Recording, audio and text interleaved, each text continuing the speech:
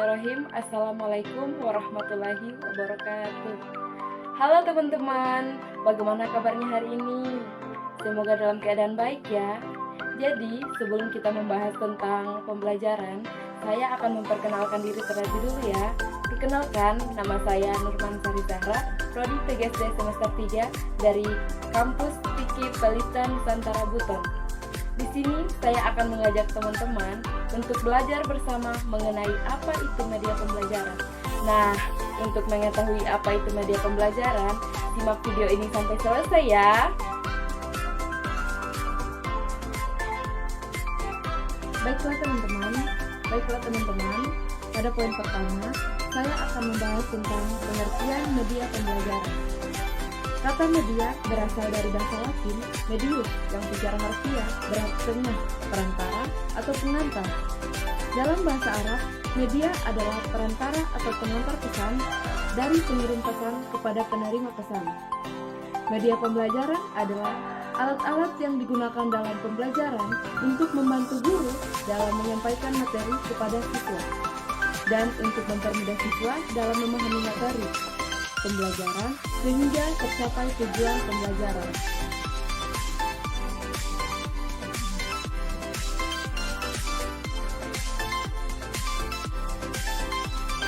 Di sini saya akan membahas tentang fungsi dan manfaat media pembelajaran. Akan tetapi, saya akan membahas fungsi media pembelajaran terlebih dahulu, yaitu yang pertama, membangkitkan motivasi belajar. Kedua, mengulang apa yang telah dipelajari. Ketiga, menyediakan stimulus belajar.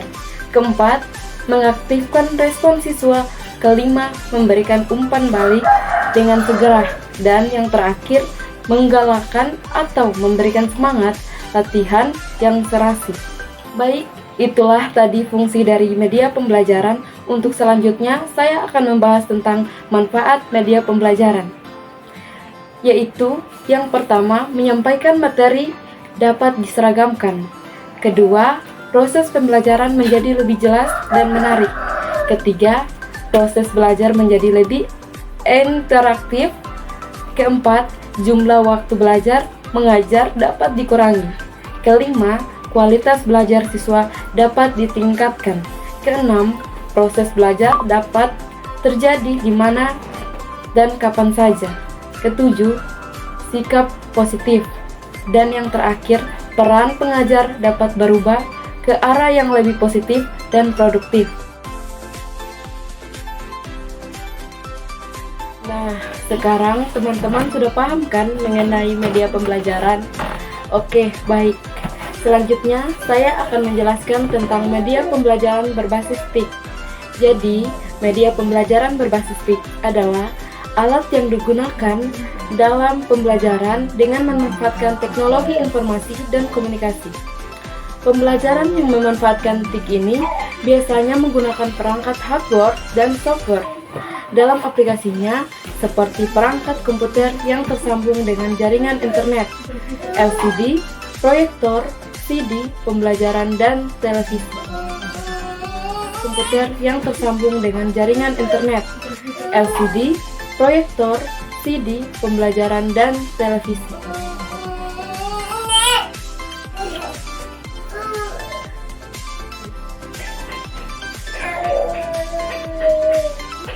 Selanjutnya, kita masuk di prinsip-prinsip media pembelajaran berbasis TIK, yaitu yang pertama adalah efektif dan efisien, kedua, optimal, ketiga, menarik, dan yang keempat, merangsang daya kreativitas berpikir pelajar.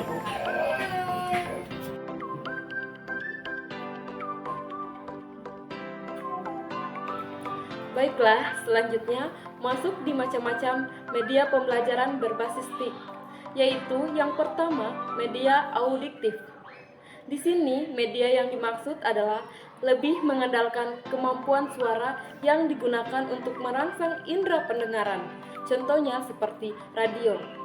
Yang kedua, media visual.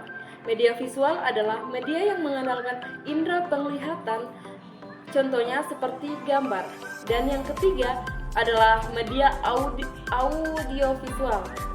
Media audiovisual adalah media yang mempunyai unsur suara dan unsur gambar, contohnya seperti film. Selanjutnya, masuk di fungsi media pembelajaran berbasis TIK. Terbagi menjadi 3 fungsi, yaitu pertama, TIK mempunyai fungsi sebagai alat yang berarti teknologi bisa digunakan untuk membantu proses pembelajaran peserta didik. Yang kedua, TIK mempunyai fungsi sebagai pengetahuan, artinya TIK bisa digunakan untuk memperoleh informasi. Dan yang terakhir adalah TIK mempunyai fungsi dalam pembelajaran sebagai sumber belajar dan media belajar. Baiklah teman-teman, lanjut di manfaat media pembelajaran berbasis TIK, yaitu pemanfaatan dalam penyampaian materi. Pembelajaran lebih interaktif dan memudahkan siswa dalam pembelajaran, waktu dan tenaga akan lebih efisien, dapat menumbuhkan semangat siswa dan dapat meningkatkan hasil belajar siswa.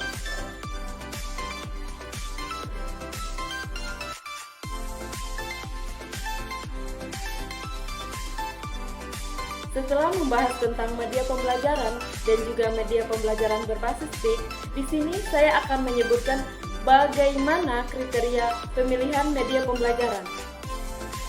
Kriteria pemilihan media pembelajaran terbagi menjadi beberapa bagian, yaitu yang pertama adalah tujuan, kedua efektivitas, ketiga kemampuan guru dan siswa, keempat fleksibilitas, dan yang kelima kesediaan media, yang keenam manfaat, dan yang terakhir kualitas.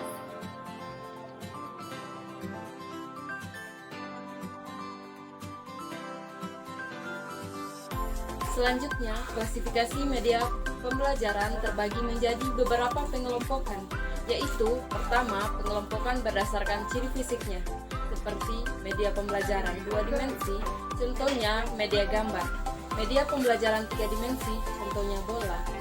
Media pandang diam, contohnya layar proyektor. Dan yang keempat, media pandang gerak, contohnya televisi. Kedua, pengelompokan berdasarkan unsur pokoknya, seperti media audio, contohnya radio. Media visual, contohnya media gambar.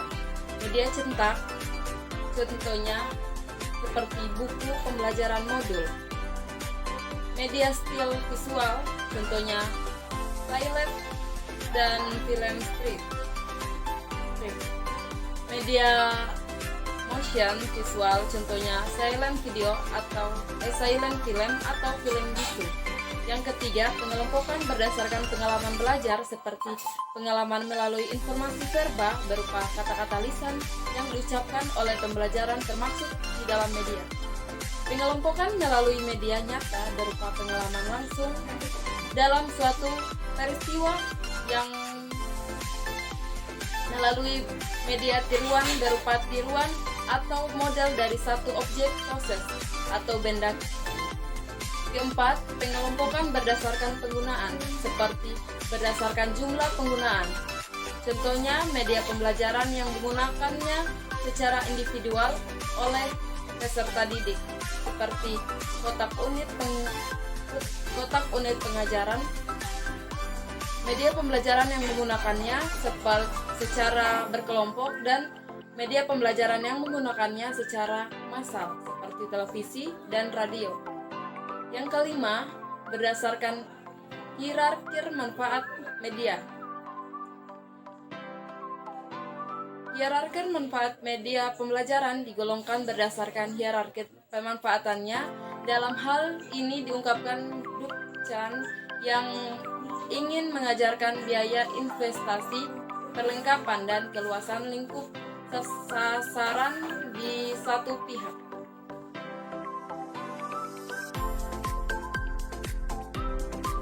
Baiklah teman-teman, selanjutnya saya akan menjelaskan lingkungan sebagai media pembelajaran.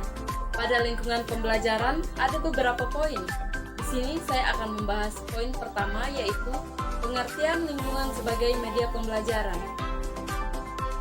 Media pembelajaran lingkungan adalah pemahaman terhadap gejala atau tingkah laku tertentu dari objek atau pengamatan ilmiah terhadap sesuatu yang ada di sekitar sebagai bahan pengajaran siswa sebelum dan sesudah menerima materi dari sekolah dengan membawa pengalaman dan penemuan dengan apa yang mereka temui di lingkungan mereka. Sampai sini, teman-teman sudah paham kan mengenai pengertian media? Selanjutnya, saya akan membahas tujuan dari lingkungan pembelajaran. Tujuan lingkungan media pembelajaran ada beberapa tujuan utama, yaitu menggunakan lingkungan sebagai media pembelajaran adalah meningkatkan kesadaran lingkungan. Maksudnya, dengan memahami bagaimana tindakan kita mempengaruhi lingkungan. Kedua, pembelajaran aktif. Maksudnya, siswa dapat mengeksplorasi, mengamati, dan mencoba berbagai hal sehingga mereka benar-benar terlibat dalam proses belajar. Ketiga, pengembangan keterampilan. Maksudnya, siswa dapat mengembangkan berbagai keterampilan seperti kemampuan melihat, menganalisis, menyelesaikan masalah. Keempat, penyadaran dampak lingkungan. Di sini, maksudnya siswa dapat memahami dampak tindakan manusia terhadap lingkungan. Contohnya, seperti polusi udara dan pencemaran air. Kelima, pemahaman tentang keanekaragaman. Maksudnya, siswa diajarkan untuk mengetahui tentang keanekaragaman hayati dan budaya lingkungan mereka. Keenam, mereka mendorong inovasi. Maksudnya, dengan menggunakan lingkungan sebagai sarana pembelajaran bisa menjadi sumber ide segar untuk penemuan baru dan ide kreatif bagi siswa. Itulah beberapa tujuan lingkungan sebagai media pembelajaran. Sampai sini, teman-teman tentu sudah paham mengenai tujuan lingkungan sebagai media pembelajaran. Selanjutnya, saya akan membahas jenis lingkungan pembelajaran. Jenis lingkungan sebagai media pembelajaran. Jenis lingkungan sebagai media pembelajaran dapat dikategorikan menjadi 3 macam lingkungan belajar, yaitu pertama, lingkungan sosial. Lingkungan sosial sebagai sumber belajar berkenaan dengan interaksi manusia dengan kehidupan bermasyarakat. Contohnya seperti organisasi sosial adat.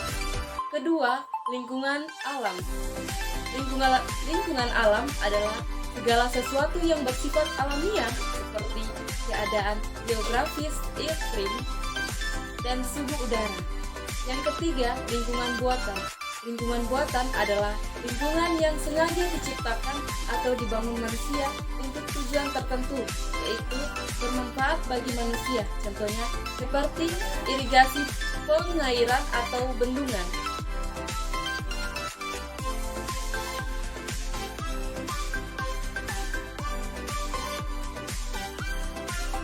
Nah teman-teman, untuk materi terakhir, kita akan membahas tentang evaluasi media pembelajaran. Ada beberapa poin yang akan saya bahas di sini. Pertama, pengertian evaluasi. Evaluasi belajar dan pembelajaran adalah proses untuk menentukan nilai belajar dan pembelajaran yang dilaksanakan dengan melalui kegiatan penilaian atau pengukuran belajar dengan pembelajaran. Dengan adanya informasi peserta didik dapat mengetahui sejauh mana keberhasilan yang telah dicapai selama mengikuti pendidikan. Selanjutnya, saya akan membahas tentang tujuan evaluasi media pembelajaran. Pertama, mengetahui efektif atau tidaknya media pembelajaran. Kedua, mengevaluasi apakah media pembelajaran hemat biaya ditinjau dari hasil belajar siswa.